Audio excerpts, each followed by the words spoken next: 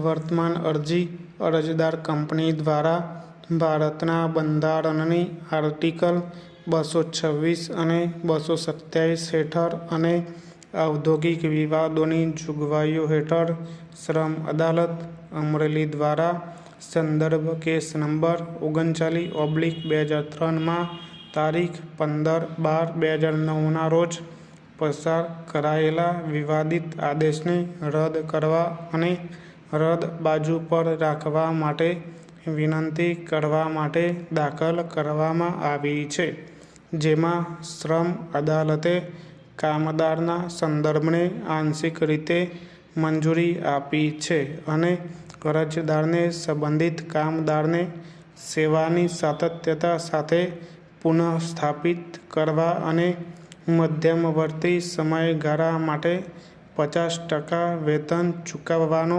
નિર્દેશ આપવામાં આવ્યો છે.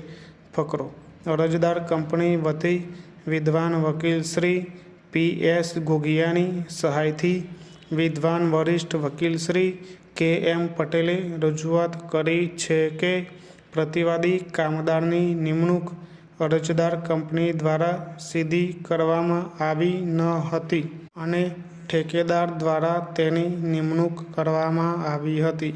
તેથી શ્રમ અદાલત દ્વારા નોંધાયેલા તારણો ખોટા, ગેરકાયદેસર અને અન્યાયી છે અને તે રદ કરવા અને બાજુ પર રાખવાને પાત્ર છે.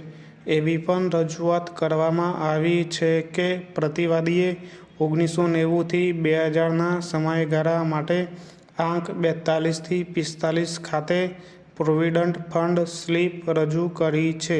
તે હકીકત સાબિત કરવા માટે પ્રોવિડન્ટ ફંડની કુલ 6 સ્લીપ રજૂ કરવામાં આવી હતી, જેનો ઉલ્લેખ શ્રમ અદાલતના અધિકારી દ્વારા ફકરા 8માં ઓળખપત્ર સાથે કરવામાં આવ્યો હતો, જે હકીકતમાં જુબાની દ્વારા સાબિત થયું નથી અને તે પ્રદર્શિત કરવામાં આવ્યું નથી. તે દસ્તાવેજો પર આધાર રાખીને શ્રમ અદાલત એવા નિષ્કર્ષ પર આવી છે કે અરજદારની સીધી નિમણૂક કંપની દ્વારા કરવામાં આવેલ છે.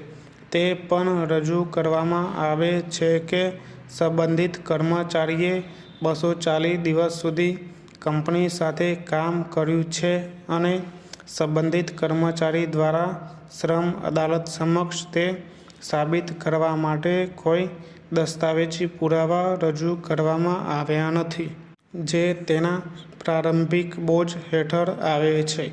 એવી રજૂઆત કરવામાં આવે છે કે તે હકીકતોને ધ્યાનમાં લીધા વિના શ્રમ અદાલત એવા નિષ્કર્ષ પર આવી છે કે ઉપરોક્ત બોજ પ્રતિવાદી પર છે, કારણ કે તેમણે કોઈ દસ્તાવેજી પુરાવા રજૂ કર્યા નથી.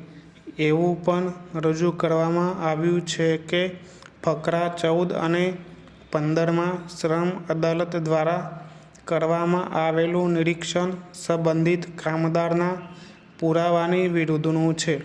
હકીકતમાં સંબંધિત કામદારની ઉલટ તપાસમાં તેને સ્વીકાર્યું છે કે તેની પાસે એવું બતાવવા માટે કોઈ દસ્તાવેજ નથી કે તેની સીધી કંપની દ્વારા નિમણૂક કરવામાં આવી હતી. તેની પાસે કંપની દ્વારા જારી કરાયેલ કોઈ ઓળખપત્ર પણ નથી.